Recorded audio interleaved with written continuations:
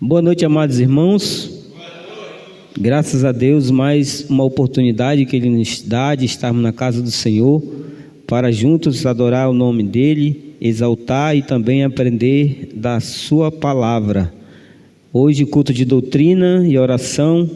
Vamos iniciar com uma oração inicial. Convido, amados irmãos, aqueles que puderem ficar de pé, para iniciarmos com uma oração, agradecendo ao Senhor por esse culto. Senhor, nosso Deus e nosso Pai, muito obrigado pelo privilégio, Senhor, de estar aqui na Tua casa, ó Deus, para juntos, Senhor, exaltar o Teu nome, adorar o Senhor e louvar na beleza da Sua santidade, Senhor. Que possamos estar aqui, Senhor, com corações sinceros e para adorar o Senhor em espírito e em verdade. Que o Senhor venha falar aos nossos corações através da Tua palavra, Senhor, que irá ser ministrado através do Teu servo. Que possamos estar com os nossos corações como terra, Senhor, que caiu numa boa, como uma semente que caiu numa boa terra, Pai. Que a Tua palavra, Senhor, venha frutificar, Senhor, e possamos crescer na graça e no conhecimento de nosso Senhor e Salvador Jesus Cristo. Essa é a nossa oração, que te pedimos e te agradecemos. Amém. Continuando de pé, irmãos, convido as amadas irmãs para cantarmos o cântico 160 do cantor cristão, que tem como título Fé Contemplada.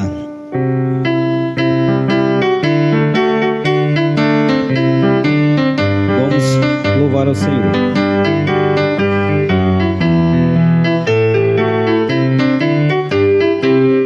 Deus promete grandes coisas conceder a qualquer que peça, crendo que há de obter a resposta certa sem enfraquecer. Sua fé Jesus contemplará, sua fé Jesus contemplará. Sim, o que Jesus promete dá, Ele vê o coração e responde a petição. Sua fé Jesus contemplará. Deus tem prometido a quem não duvida, dar-lhe tudo quanto a Ele suplica. Ele prometeu e não irá negar. Sua fé Jesus contemplará. Sua fé Jesus contemplará. Sim, o que Jesus promete dá, Ele vê o coração e responde a petição. Sua fé Jesus contemplará. Veja grandes maravilhas operou por alguém que firme nele confiou e que da promessa em nada duvidou. Jesus Cristo a fé contemplará. Sua fé Jesus contemplará. Sim, o que Jesus promete dá, Ele vê o coração e responde a petição. Sua fé Jesus contemplará. Se creiamos no que Deus nos prometeu, pois jamais desonrará o nome seu. Ele cumprirá promessas que nos deu. Jesus Cristo a fé contemplará. Sua fé Jesus contemplará. Sim, o que Jesus promete dá, Ele vê o coração e responde a petição. Sua fé Jesus contemplará. Amém. Podeis assentar, amados irmãos. Vamos continuar louvando o nosso Deus com um louvor rompendo em fé.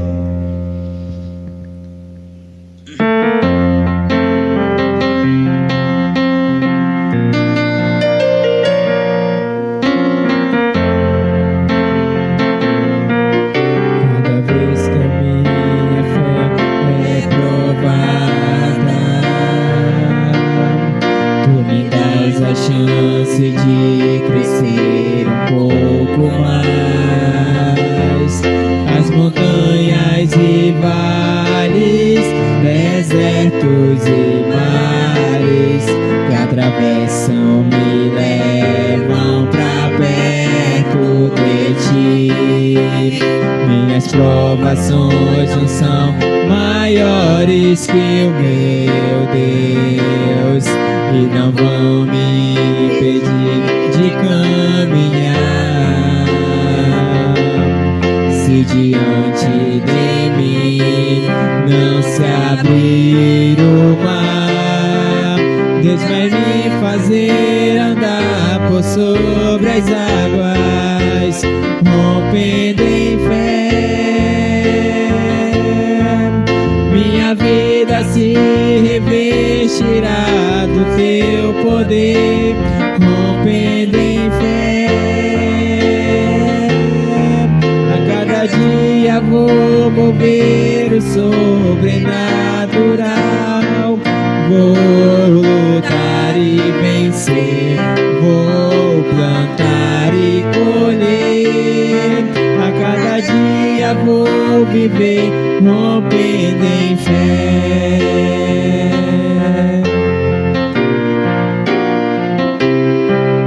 Cada vez que a minha fé é provada, tu me dás a chance de crescer um pouco mais. As montanhas e vales, desertos e mares que atravessam me levam pra perto de ti. Minhas provações não são maiores que o meu Deus e não vão me impedir de caminhar. Se diante de mim não se abrir o mar, Deus vai me fazer andar por sobre as águas, rompendo em fé. Minha vida se revestirá do teu poder, rompendo em fé. A cada dia vou mover o sobrenatural, vou lutar e vencer, vou plantar e colher. A cada dia vou viver, rompendo em fé. A cada dia vou viver, rompendo em fé. A cada dia vou viver, rompendo em fé.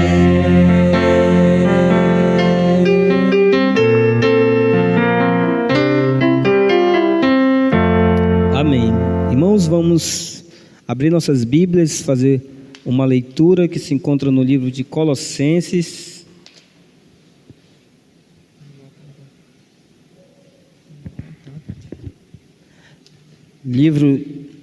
Carta de Paulo aos Colossenses, capítulo 2, versículos a serem lidos, versículos do 8 ao versículo 15. Colossenses, capítulo 2, versículos do 8 até o versículo 15. Vamos fazer uma leitura responsiva. Eu irei ler os pares e a igreja os ímpares. Os irmãos acharam, diga amém. O que não achou, diga misericórdia. Esperar a irmã ali finalizar, para fazermos todos juntos essa leitura. Colossenses capítulo 2, versículo 8, diz assim a palavra de Deus: cuidado que ninguém vos venha a enredar com sua filosofia e vãs sutilezas, conforme a tradição dos homens, conforme os rudimentos do mundo, e não segundo Cristo. Igreja.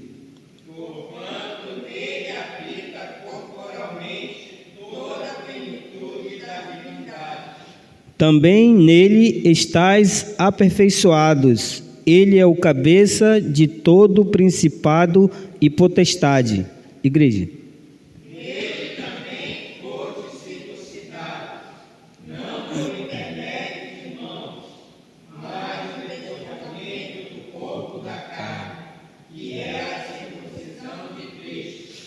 Tendo sido sepultados juntamente com ele no batismo, na qual igualmente fostes ressuscitados mediante a fé no poder de Deus que ressuscitou dentre os mortos. Igreja.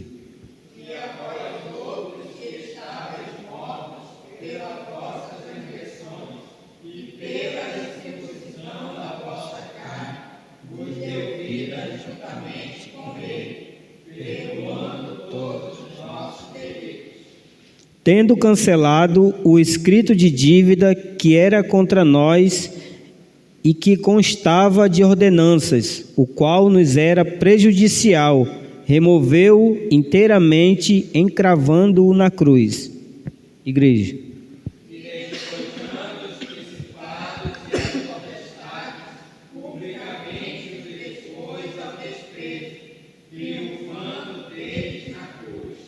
Amém. Senhor, aplique a palavra nos nossos corações.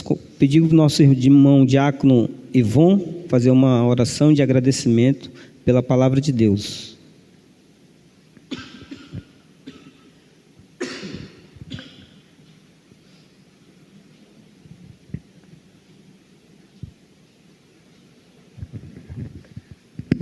Boa noite, irmãos. Boa noite.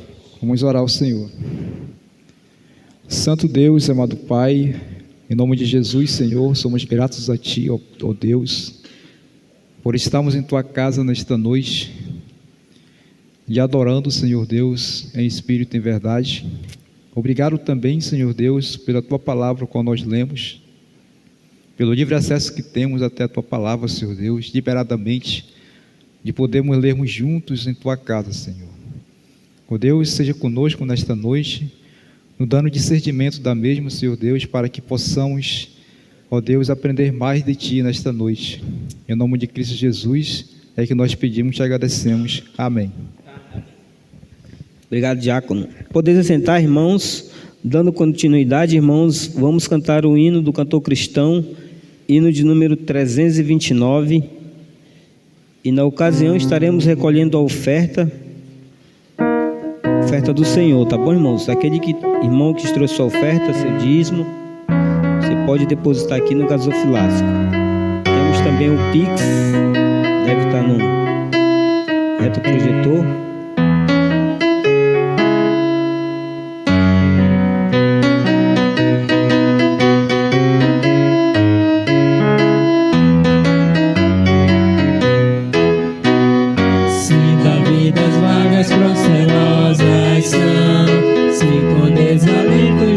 Tudo vão, quantas muitas bênçãos dizes de uma vez, há de ver surpreso quanto Deus já fez.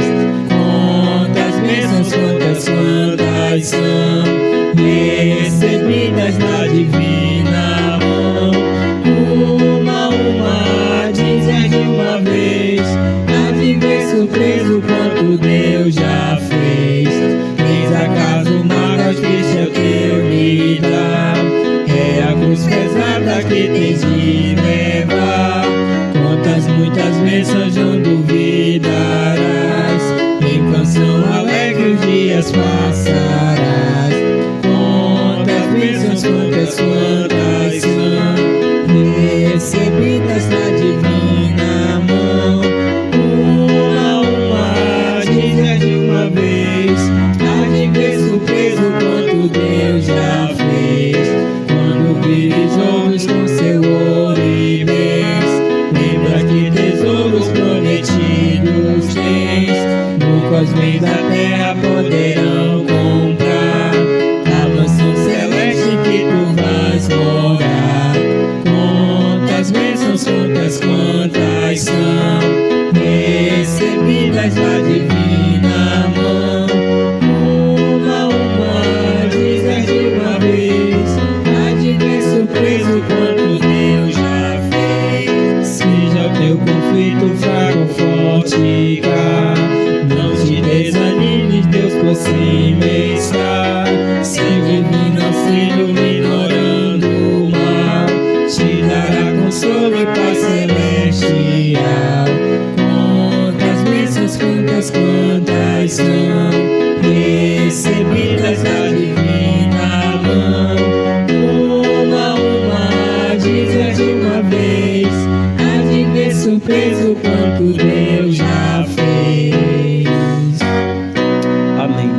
fazer uma oração pela oferta que foi recolhida.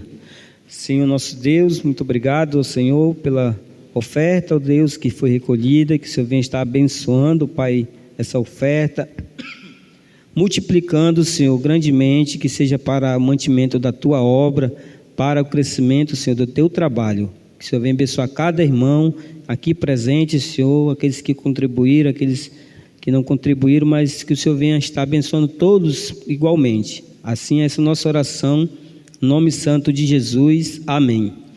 Muito obrigado. Passo agora a palavra para o pastor Júlio César, que estará trazendo assim suas considerações e o estudo da palavra de Deus.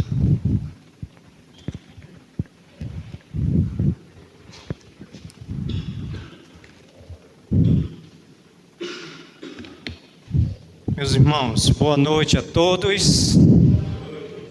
Rapaz, não vai dar certo não, gente. Tá pegando a minha respiração. Foi só. Irmãos, graças a Deus, mais uma vez nós estamos reunidos no nome de Jesus, como igreja do Senhor, para juntos nós continuarmos a perseverar na doutrina e na oração. Como disse Paulo aos irmãos de Colossenses, capítulo 4, versículo 1, nós devemos perseverar nas orações com ações de graças. Quero também agradecer os irmãos que oraram por nós. No último final de semana nós não estávamos entre os irmãos, mas quando faz para tossir?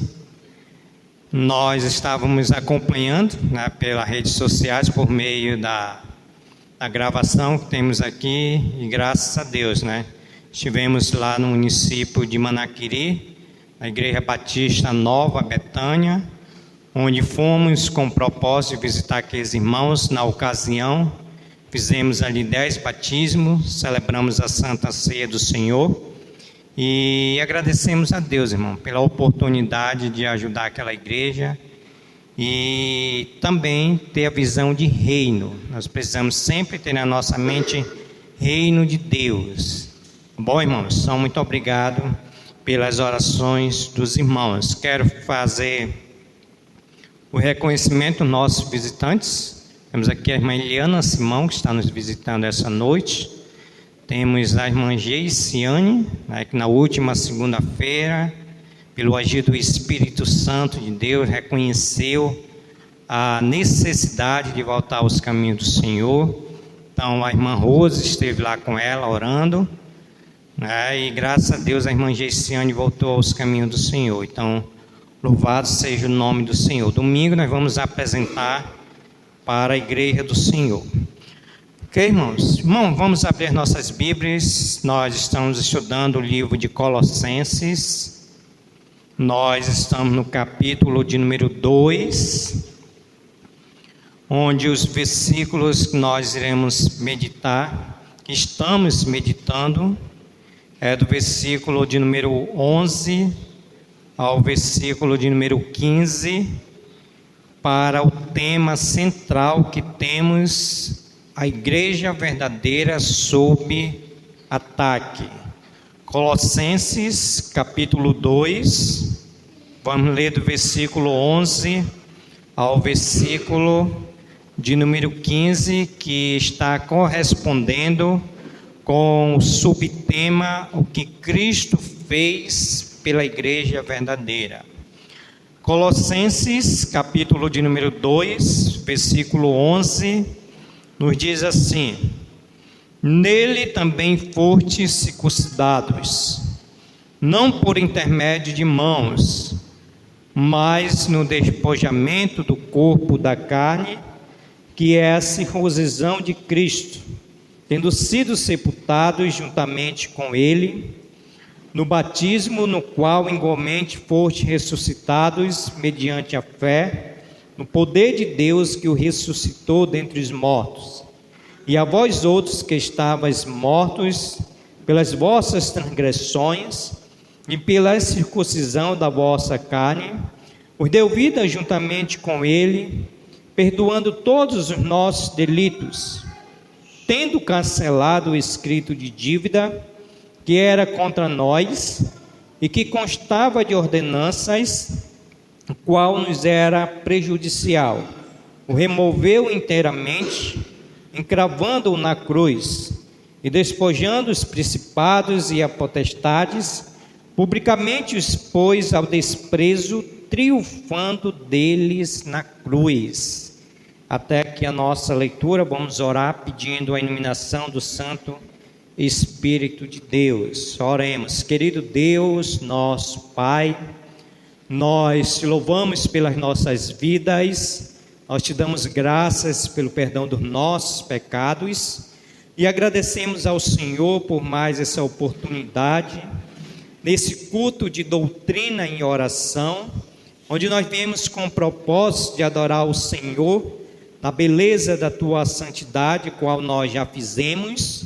Viemos com o propósito de termos comunhão uns com os outros, o qual nós estamos tendo, e também de sermos edificados pela tua santa e bendita palavra. Pedimos que o teu Santo Espírito nos auxilie, para que possamos compreender esses princípios bíblicos para nossas vidas e sairmos daqui essa noite edificados, transformados e praticantes da tua palavra. Obrigado pela vida de cada irmão, obrigado pela vida de cada visitante. Oramos, Senhor, pelo diácono Ademar, que não pôde estar entre nós, mas que o Senhor esteja abençoando, pois essa é a nossa oração, que nós oramos no nome de Jesus. Amém, Senhor. Que irmãos, podeis assentar-se.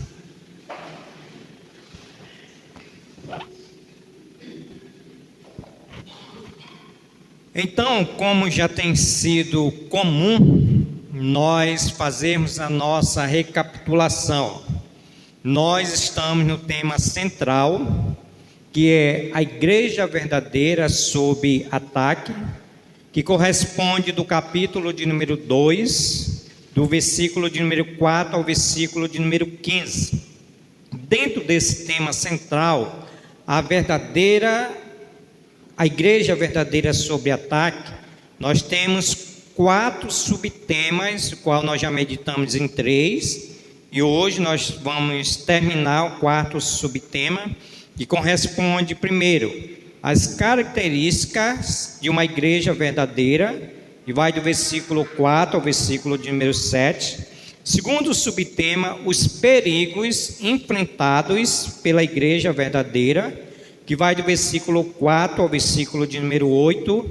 Terceiro subtema, as armas de defesa da igreja verdadeira, que vai do versículo 10, ou melhor dizendo, versículo 9, versículo 10.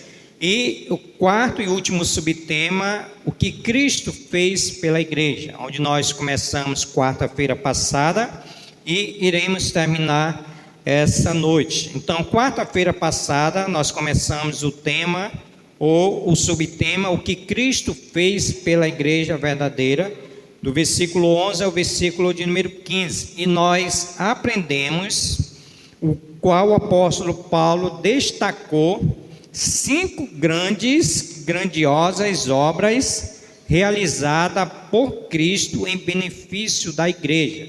Quarta-feira meditamos somente 3, hoje nós vamos terminar com mais 2. E a primeira que nós aprendemos está no versículo de número 11, quando nos diz assim a palavra de Deus: nele também fostes circuncidados, não por intermédio de mãos, mas no despojamento do corpo da carne, que é a incircuncisão de Cristo. Então nós aprendemos sobre a transformação interior em lugar de incisão exterior.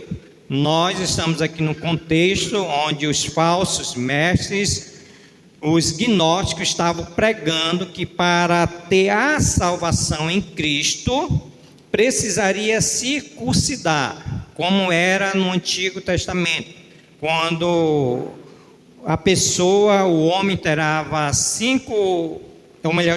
8 dias de vida, ele precisaria circuncidar, o qual eu já falei aqui para os irmãos. Mas Paulo está dizendo que para ter a salvação em Cristo Jesus, nós já fomos circuncidados por Cristo, não de uma forma humana, como aconteceu no Antigo Testamento, mas de uma forma espiritual, que quando Cristo nos circuncidou, por meio da salvação em Cristo Jesus. E também aprendemos uma vida radicalmente nova, que está no versículo de número 12, quando ele vai dizer: tendo sido sepultados juntamente com ele no batismo, no qual igualmente foste ressuscitados mediante a fé, no poder de Deus que o ressuscitou dentre os mortos. Aí a parte A do versículo 13 vai dizer: e a vós outros, que estavais mortos pelas vossas transgressões e pela incircuncisão da vossa carne, deu vida juntamente com ele. Então nós aprendemos que por meio da circuncisão de Cristo nos nossos corações, o qual Paulo citou aqui para nós, que nós fomos sepultados juntamente com Cristo e também ressuscitados juntamente com Cristo. É aquela ideia que o apóstolo Paulo vai dizer, que se alguém está em Cristo, é nova criatura. Então nós fomos transformados radicalmente. Terceiro, obra que Cristo fez pela igreja, em benefício da igreja, foi o perdão definitivo dos pecados.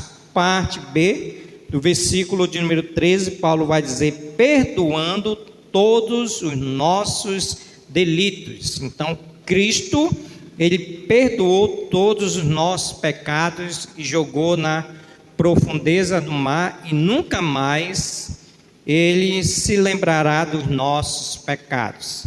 Então, irmãos, a partir desse momento nós vamos aprender a quarta obra realizada por Cristo em favor ou em benefício da igreja.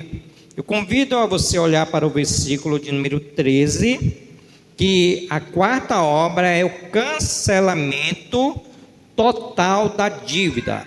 Olha o que é que diz o versículo 14, melhor dizendo: tendo cancelado o escrito de dívida que era contra nós e que constava de ordenanças, o qual nos era prejudicial, removeu inteiramente, encravando na cruz. Então Jesus não somente levou os nossos pecados sobre a cruz, o qual o apóstolo Pedro vai dizer em 1 Pedro capítulo 2, versículo 24, que Jesus, ele carregou os nossos pecados, mas também levou a lei e encravou na cruz. Nós sabemos que ao estudar a Bíblia, nós tínhamos contra nós a lei do Senhor, que apontava para os nossos pecados, mas Cristo Jesus, quando ele veio, ele aboliu essa lei, porque essa lei era que nos condenava, que nos estava levando para o inferno, mas Cristo, ele aboliu a lei. E a lei que era contra nós, porque era impossível que cada um de nós cumpríssemos essa lei, também foi crucificada. Por isso que agora nós estamos debaixo da graça e não debaixo da lei. Então, eu tenho uma nota aqui, irmãos, para que os irmãos possam entender que a partir desse momento nós vamos ver 4 pontos que esse versículo vai destacar para nós entendermos que Deus em Cristo Jesus, ele cancelou toda a dívida que nós tínhamos por nós sermos pecadores e darmos dos nossos representantes espirituais, Adão e Eva. E eu convido você ainda no versículo de número 4, parte A, nós vamos ver a admissão da dívida. Admissão da dívida. Versículo de número 14, ele vai dizer: tendo cancelado o escrito de dívida que era contra nós e que constava de ordenança, o qual nos era prejudicial.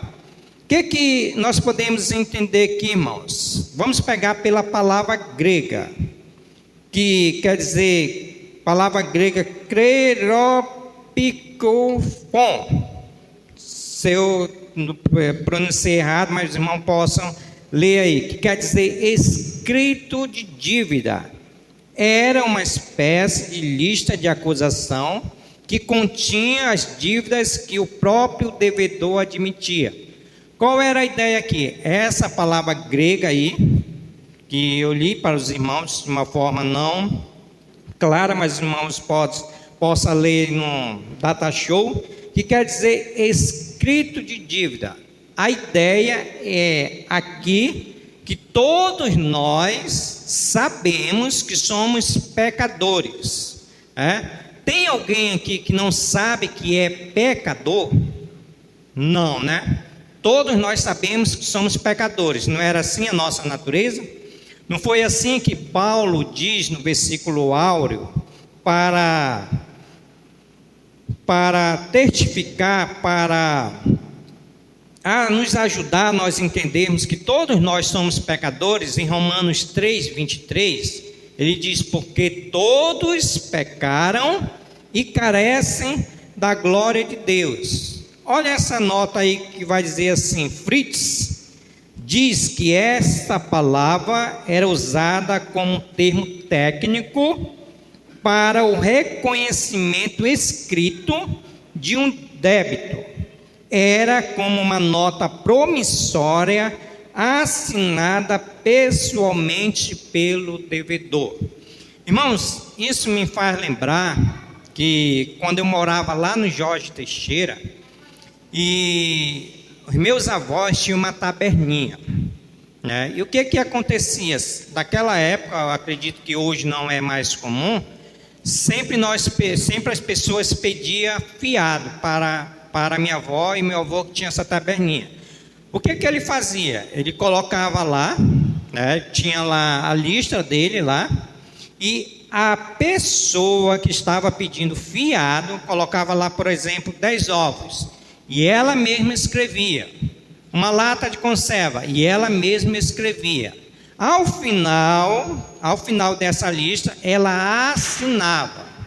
Então, quando essa pessoa vinha pagar, estava lá escrito com a própria letra dessa pessoa e assinada por ela. Então, não tinha como essa pessoa dizer assim: olha, eu não comprei esses 10 ovos, eu não comprei essa sardinha, essa conserva. Aí meus avós diziam: sim, você comprou. Por quê? Porque foi você mesmo que escreveu e está a sua assinatura.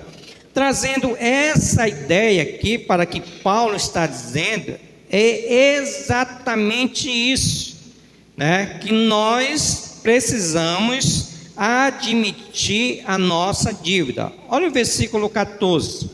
Tendo cancelado o escrito de dívida que era contra quem? Que era contra nós.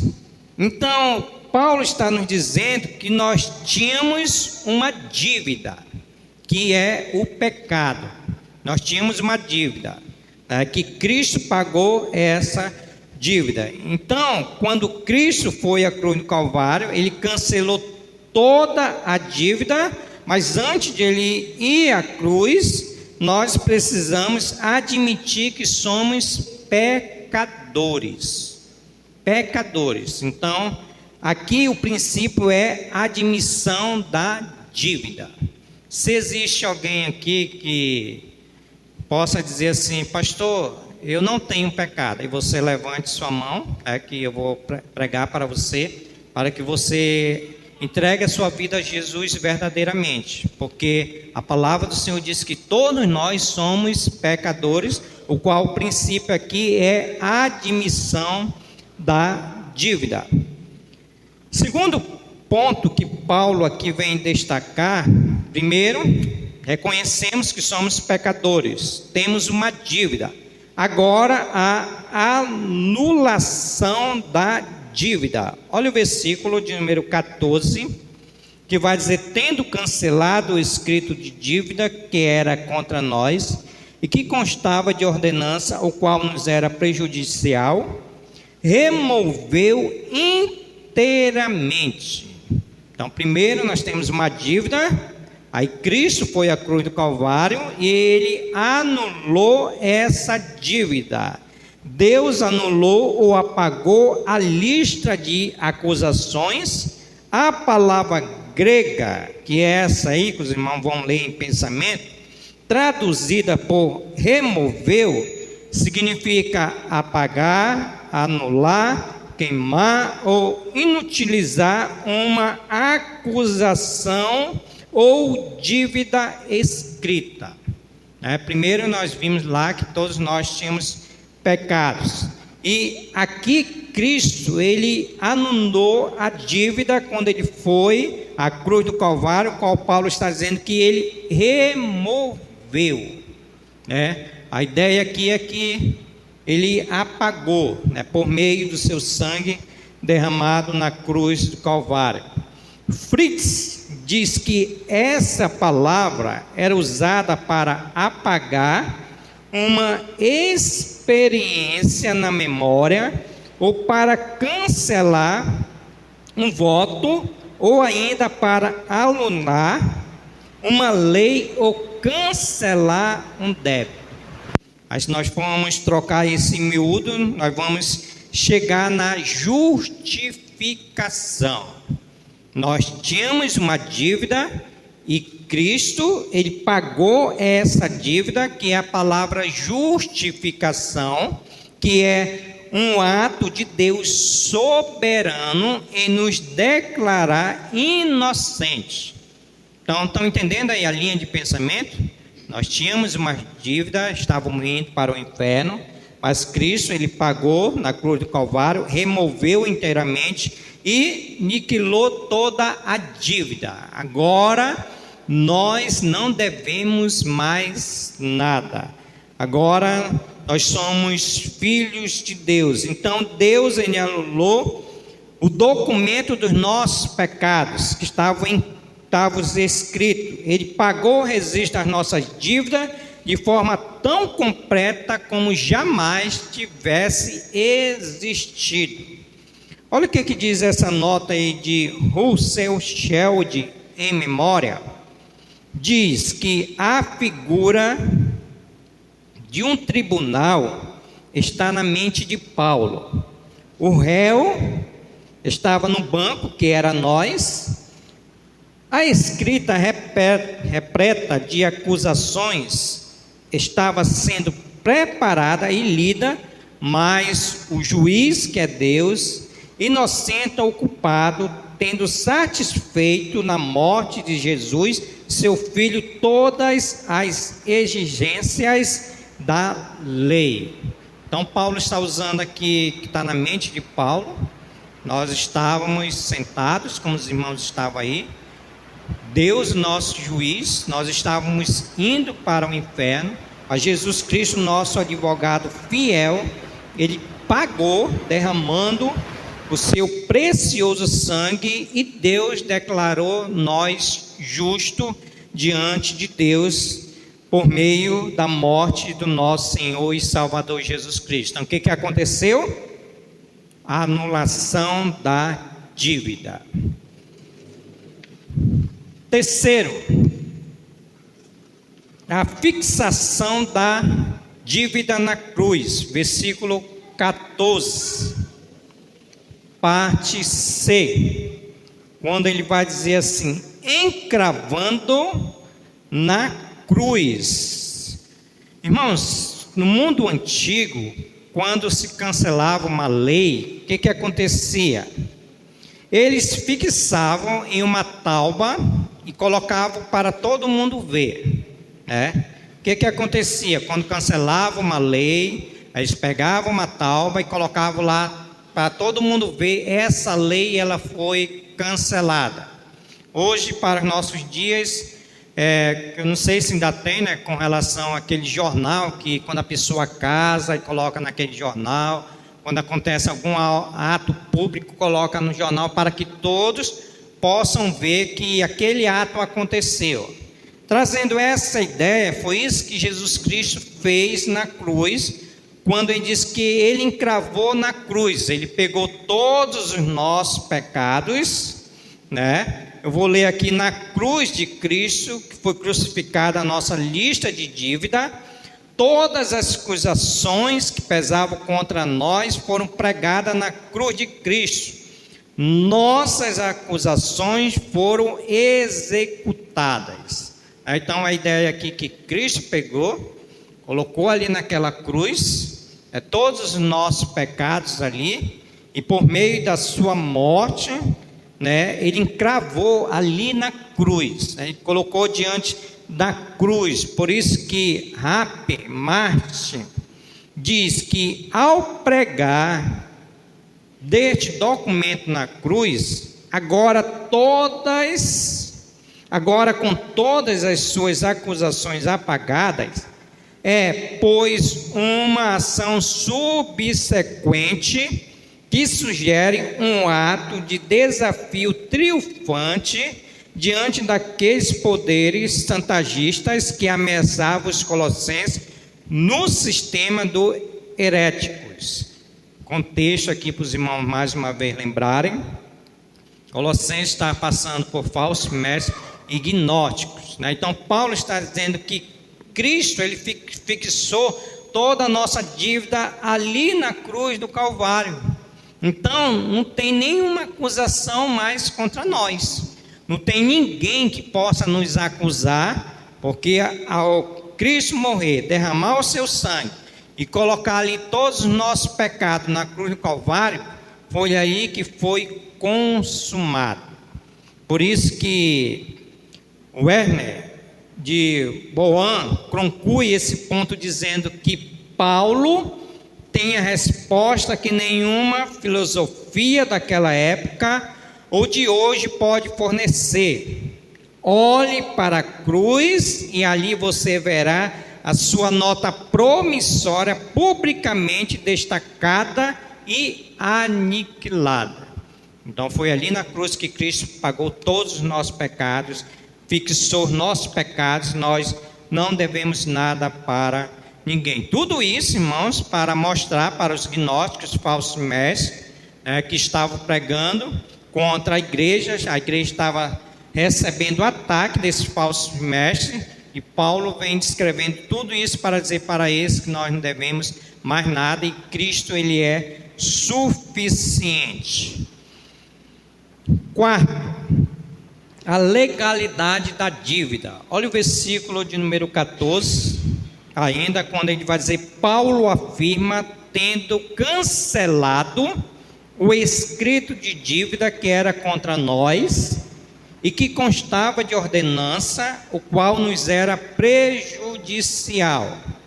A lista de acusações estava baseada nas ordenanças da lei, qual eu já falei, né? A lei foi aquela que nos apontava, que nos acusava, mas em Cristo Jesus ele legalizou a nossa dívida que tínhamos, porque a palavra grega dogmasim significa ordens de tribunal ou juiz. A ideia aqui é quando a pessoa está lá no tribunal e o juiz, no final, ele decreta inocente. Essa é a ideia aqui que Paulo usa para essa palavra grega, ordem de tribunal. Por exemplo, quando Paulo vai falar aqui no versículo 14, parte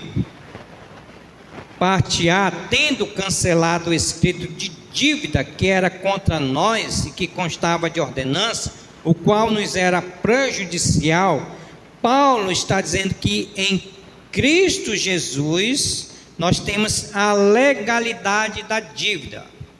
Mais uma ilustração para nós entendermos. Você está com o nome no SPC, aí você vai lá, paga a dívida, E essa dívida torna-se legal, ou seja, você não tem mais dívida, porque você pagou a dívida. Essa é a ideia aqui que Paulo está dizendo. Tendo cancelado o escrito de dívida que era contra nós e que constava de ordenança, o qual nos era prejudicial, Cristo, ele pagou essa dívida por nós termos pecados contra o Senhor. Olha o que diz essa nota aqui.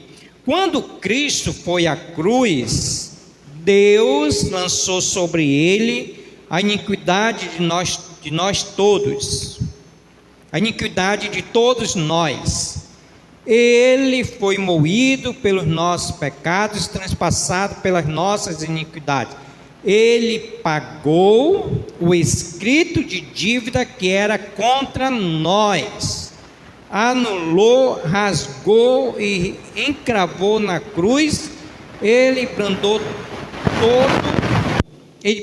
do topo da cruz quando ele diz: está consumado. A legalidade da dívida foi consumada. Nós não devemos nada mais para ninguém. Quando ele vai dizer aqui a palavra tetelestai, que quer dizer consumado no grego, significa está pago.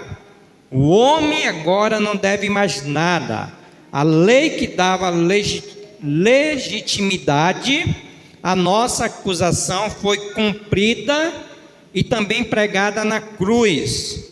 Por meio de seu Filho, Deus revogou a lei com meio de salvação que como uma maldição que pendia sobre a nossa cabeça. Então Paulo aqui escrevendo para esses irmãos: irmãos, agora a nossa dívida ela foi legalizada em Cristo Jesus. E eu gostaria de terminar esse princípio aqui, irmãos, lendo esse versículo aqui para nós entendermos. Vamos ler esse versículo de Romanos, capítulo de número 6, versículo 14.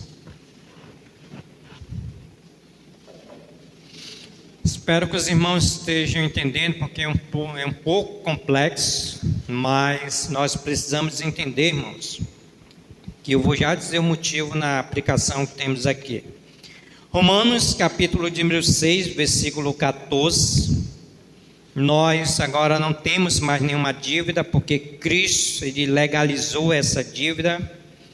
Versículo 14, quando Paulo vai dizer: porque o pecado não terá domínio sobre vós, pois não estáis debaixo da lei, e sim da graça.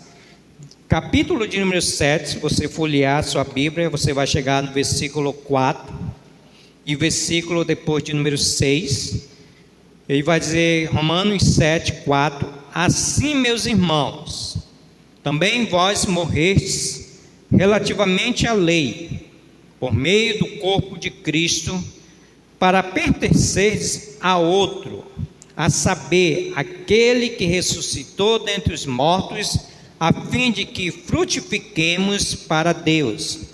Versículo 6, agora, porém, libertados da lei, estamos mortos para aquilo a que estávamos sujeitos, de modo que servimos em novidade de espírito e não na caducidade da letra. Então nós não vivemos mais debaixo dessa lei. Essa lei não nos acusa mais, porque quando Cristo foi à cruz do Calvário, trouxe para nós a legalidade da nossa dívida, e também nós vivemos pela graça de Deus. Quinta obra de Cristo, quinta obra grandiosa, realizada por Cristo em benefício da igreja, o triunfo final sobre os principados e potestades. Olha o versículo de número 15. E despojando os principados e a potestades, publicamente os expôs ao desprezo, triunfando deles na cruz. Jesus não somente lidou com o pecado e com a lei na cruz, mas também triunfou sobre Satanás, sobre a potestade, sobre todos os principados. Ou seja, Jesus foi aquele que triunfou sobre todas essas potestades e principados. A palavra grega, que eu não vou aqui ousar pronunciar, mas irmãos, leio e tento ler na sua mente, se aplica ao despojo de armas e armadura de um inimigo derrotado. Jesus quebrou de uma vez para sempre o poder dos principados e potestades. Então, o que aconteceu ali na cruz? Quando Jesus morreu, ele triunfou, irmãos, todos os principados e potestades. Lá na frente eu vou dizer o que é triunfou, porque Jesus ele triunfou. Mas eu tenho uma nota aqui que traz algumas perguntas para nós, que é de Hendricks, que deixa esse ponto claro ao fazer algumas perguntas. Primeiro, acaso Deus não nos resgatou do império das trevas? Quando ele estava ali na cruz, ele nos resgatou do império das trevas e nos transportou para o reino do Filho do seu amor. Então ele está fazendo uma pergunta. Nós podemos responder sim, porque Jesus ele triunfou ali na cruz. Segunda pergunta que ele vai nos dizer: não é seu filho o cabeça de todo o principado?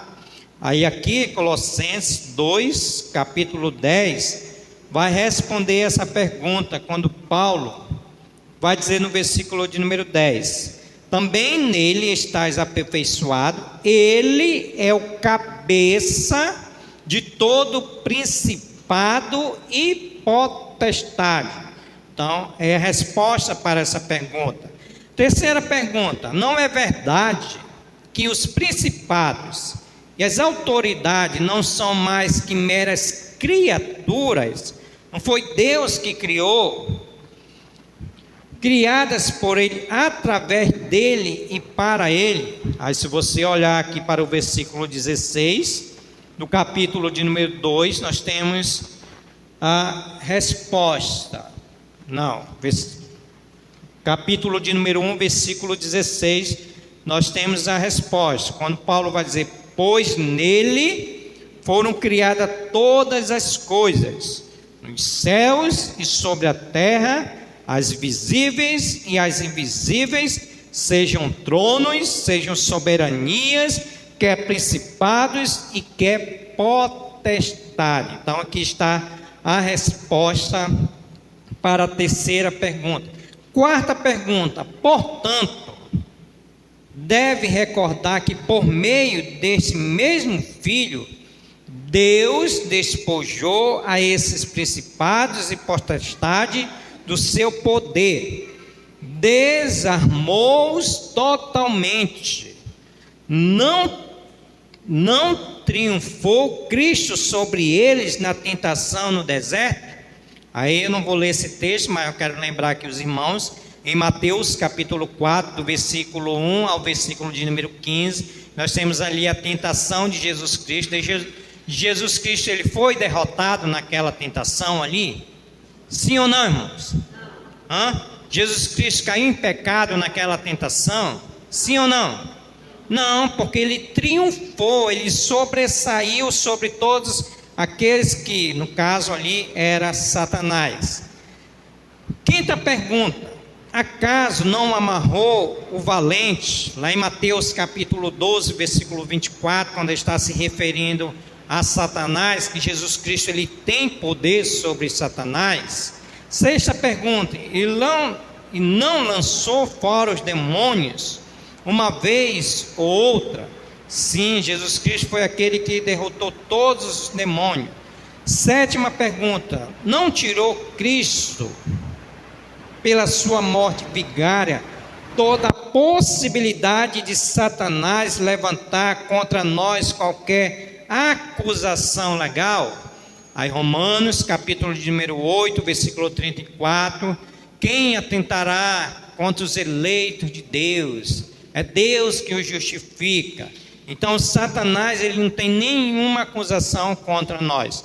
E oitava pergunta: não é certo então que mediante esse grandioso ato redentivos, Deus exibiu e envergonhou publicamente esses poderes malignos, triunfando sobre eles e levando os cativos em seu desfiles de triunfo. Então Deus foi aquele em Cristo que triunfou sobre os principados e potestades. Olha essa nota aqui de Russell Shedd.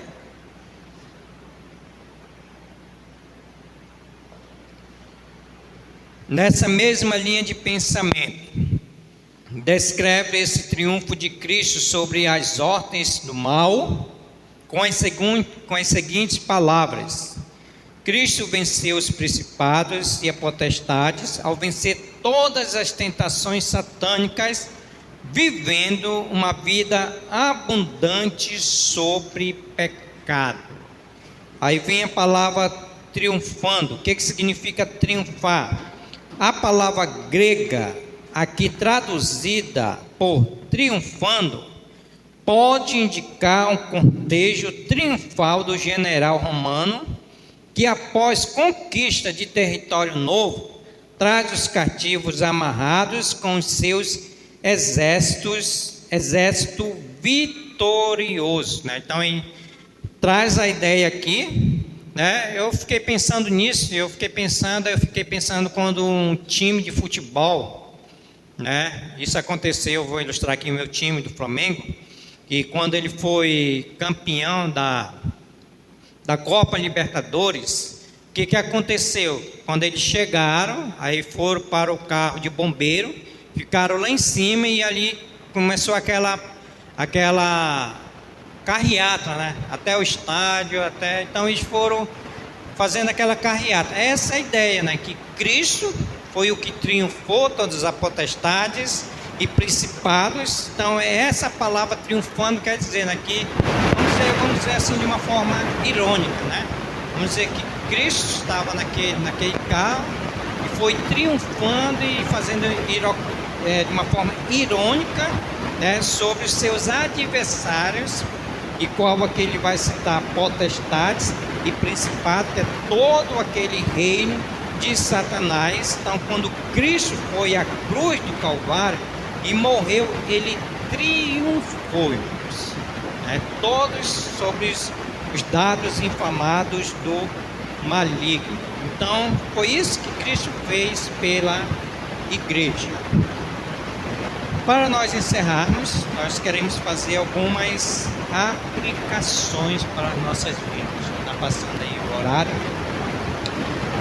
Irmãos, nós sabemos que a igreja hoje está sob ataque também, tá bom? Assim como aconteceu com Colossenses, que a igreja estava sob ataque, a igreja também contemporânea também está sob ataque. De uma forma, assim, nós estamos vendo de uma forma tão visível, mas a igreja está sendo atacada tanto pelos falsos mestres, como por aqueles falsos irmãos, como também por Satanás. Só se nós percebermos isso, nós precisamos usar as armas espirituais para podermos vencer todas as artimanhas de Satanás. Porque Satanás é aquele que nos acusa todos os dias. E aqui nós vimos aqui que Cristo, por meio daquele princípio, que nós tínhamos uma dívida, Cristo ele pagou essa dívida, triunfou todos sobre esses principados e potestades, e hoje nós somos inocentes em Cristo Jesus. A aplicação que nós queremos tirar para nossas vidas é que a cada dia nós devemos lutar com essas armas espirituais, irmãos. Porque assim, os falsos mestres estão aí, os falsos irmãos estão aí e Satanás também está aí. Todos eles tentam nos atacar de qualquer forma e nós temos essas armas espirituais que quando Satanás chegar para nos atacar, nós podemos dizer para esse que Cristo foi o suficiente para pagar todas as nossas dívidas. Por isso nós não devemos nada mais para ninguém, porque Cristo foi aquele que pagou na cruz do Calvário. A segunda aplicação, irmãos, que nós queremos tirar para nossas vidas, assim como Cristo triunfou, nós também triunfamos em Cristo Jesus. Nós triunfamos, vamos triunfar e vamos continuar triunfando, porque ao morrer na cruz do Calvário, Cristo trouxe para nós essas armas. Por isso que Satanás, os falsos mestres, aqueles que atacam a igreja do Senhor, que somos nós, não tem nenhum poder sobre nós, não tem nenhum poder, que assim como Cristo triunfou, passou para nós esse poder, e também nós triunfamos sobre Satanás. Então, não tem como Satanás nos vencer, porque nós temos armas espirituais para vencer todas as potestades que ainda estão nesse mundo, todos os principados e todos aqueles que têm atacado a igreja do Senhor. Então, quando o crente cai, quando o crente peca contra Deus, é porque ele não usa as armas espirituais que nós temos, qual nós já vimos aqui. Então, Satanás ele não tem poder. O que o apóstolo João vai dizer lá em 1 João? O maligno não me toca.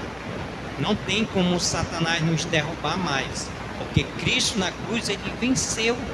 Então quando o crente cai e peca, é por ele mesmo, não por falta de poder ou por falta de armas espirituais. Então a suma é que nós temos as armas e vamos triunfar sobre as potestades, principados e tudo aquilo que Satanás tem colocado para as nossas vidas. Paulo vai dizer que em Cristo Jesus nós somos o quê? Mais do que vencedores, irmão. Somos mais do que vencedores. Então Cristo é para estar triunfando, só que precisa lutar com as armas espirituais. O crente só vai triunfar sobre principados e potestades quando usar as armas espirituais: oração, jejum, comunhão, obediência, submissão ao Senhor de Cristo.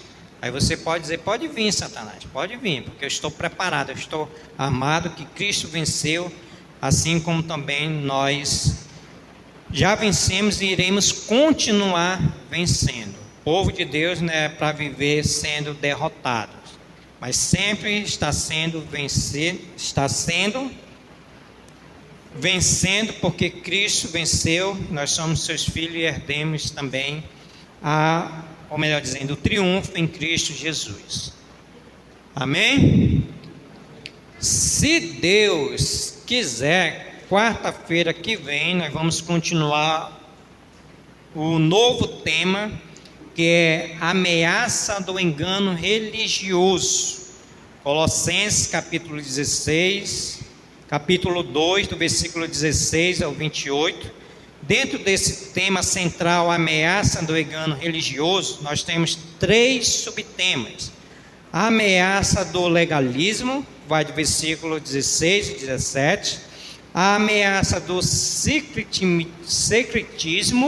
que vai do versículo 18 e 19, e o perigo do ascetismo. Se você já puder ir pesquisando o que é legalismo, secretismo e ascetismo, vai me ajudar bastante, que quando eu estiver explicando, você já vai estar inteirado.